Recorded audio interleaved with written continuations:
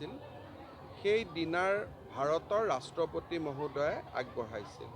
সেই ডিনাৰত আমেৰিকাৰ ৰাষ্ট্ৰপতিৰ পৰা ইউকেৰ লণ্ডনৰ বা ব্ৰিটেইনৰ প্ৰধানমন্ত্ৰীৰ পৰা সকলো হেড অফ ষ্টেটে অংশগ্ৰহণ কৰিছিল।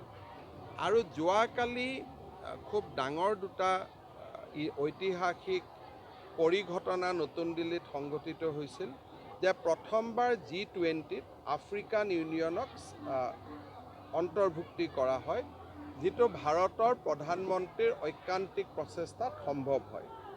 দ্বিতীয়তে, ৰাছিয়া আৰু ইউক্ৰেইন যুদ্ধৰ পিছত আমেৰিকা, ৰাছিয়া আৰু চাইনাৰ মাজত কোনো কথাতে সহমত হোৱা অৱস্থাত নাছিলে। কিন্তু তাৰ পিছতো যোৱাকালি G20ৰ যিখন ঘোষণা, সেইখনত Russia, China, America, France, Italy সকলো দেশে চহী কৰি তাক এখন ঐতিহাসিক দলিললৈ ৰূপান্তৰ কৰে।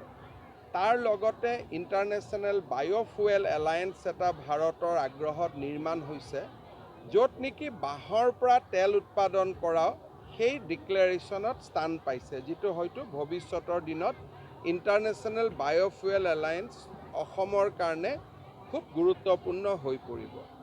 যোৱাকালি আৰু এটা খুব ডিনাৰত এটা নতুন বস্তু আছিলে যে ভাৰতবৰ্ষৰ অমৰ সংগীত ধৰণৰ এটা কনচেপ্ট সংগীত নাটক একাডেমীয়ে প্ৰস্তুত কৰিছিল।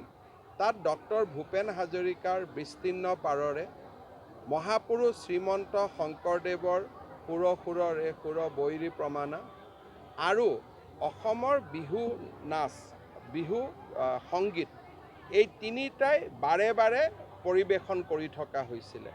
আৰু তাতে যেতিয়া শেষত মই ইমান ধুনীয়াকৈ বৰগীত গাইছে মিউজিকত, ইমান ধুনীয়াকৈ ভূপেন হাজৰিকাৰ গান পৰিৱেশন কৰিছে থ্ৰু মিউজিকেল ইনষ্ট্ৰুমেণ্ট, ইমান ধুনীয়াকৈ বিহু পৰিৱেশন কৰিছে।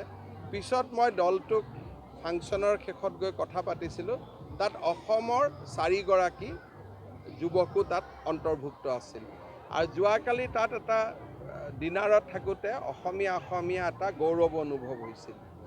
ডিনাৰৰ ছাইডলাইনত ব্যক্তিগতভাৱে মই ছিংগাপুৰৰ প্ৰধানমন্ত্ৰী ডাঙৰীয়াক সাক্ষাৎ কৰাৰ সুবিধা পাইছিলোঁ।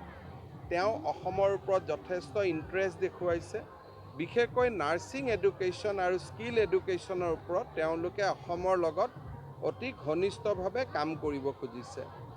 দ্বিতীয়তে, ব্ৰিটেইনৰ প্ৰধানমন্ত্ৰী ডাঙৰীয়া আৰু তেখেতৰ পত্নীকো লগ পোৱাৰ মোৰ সৌভাগ্য হৈছিল।